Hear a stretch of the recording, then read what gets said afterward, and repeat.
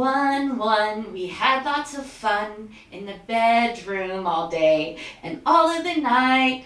2, we had to screw in the bedroom all day, and all of the night. Okay, yeah, no, I know I'm not the singer here. That was everybody else's job. I promise that's 95% of the singing you're going to hear me do. But that song is very important because that song is where I learned what sex was. So if you're wondering, oh, she must have been like, what, 8, 9, 10?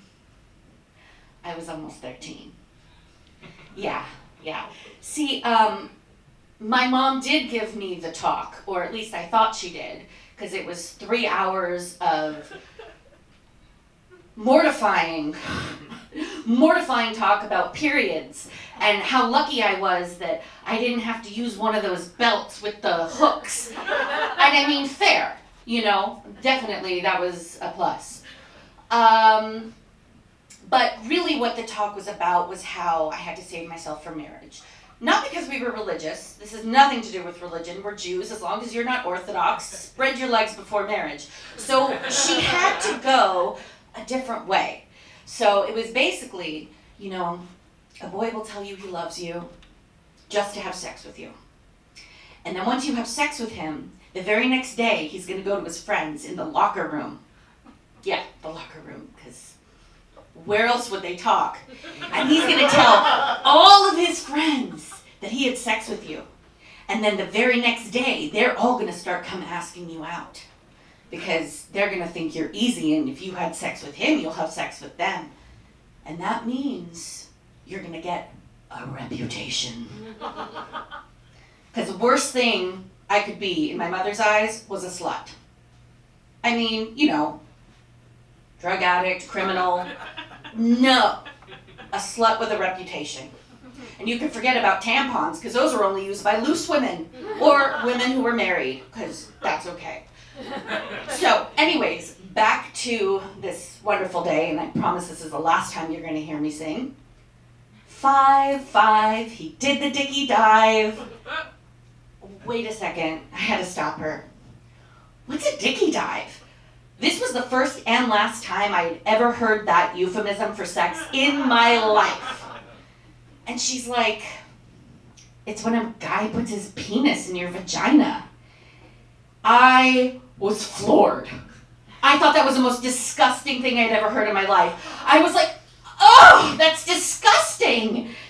And they both looked at me, Whitney and Elizabeth. They both looked at me and were like, that's what sex is.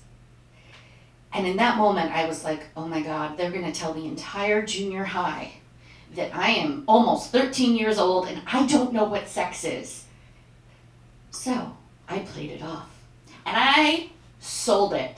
I just went, yeah, I know, but when you put it like that, and they bought it! They bought it, and I was so relieved. I was also completely grossed out, and I had no idea. Because up until this point, I thought sex was just a man and a woman who were naked and laying in bed. That's it. Maybe they kissed, but that wasn't sex. The actual act of sex was being in bed naked.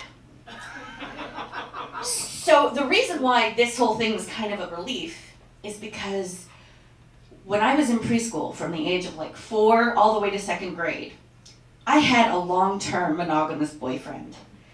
We got married every Friday in the park, and we kissed all the time. We never actually broke up. We just kind of drifted apart after he went to a different school. We might still be married, I don't know. But anyways, one day when we were about 5, I was playing at his house, and we stripped off all our clothes and were running around. And at some point, we just got into his bed. Yeah. So from the time I was, when I learned what I thought sex was, just the laying in bed naked, up until almost 13, I had a terrible secret. And that was I lost my virginity at the age of 5 years old. So it was definitely a big relief to learn that In fact, I had not had sex as a child. I was not a slutty kindergartner.